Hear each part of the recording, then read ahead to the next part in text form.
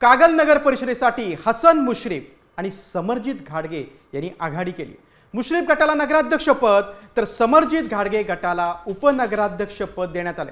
दरम्यान कागलच्या विकासासाठी एकत्र आल्याचं समरजित घाडगे आणि मुश्रीफ यांनी म्हटलेलं आहे। ही ताकद आम्ही एकामेकाविरुद्ध घालायला लागलोय ती या मतदारसंघाच्या विकासासाठी आम्ही करू शकलो तर मला असं वाटतं की याचा चांगला उपयोग होईल। आणि एक सगळ्यात महत्त्वाची बाब की या एकत्र येण्यामुळे कुठल्याही कार्यकर्त्यांची काही गैरसोय होणार नाही, सगळ्यांना आपण न्याय देऊ।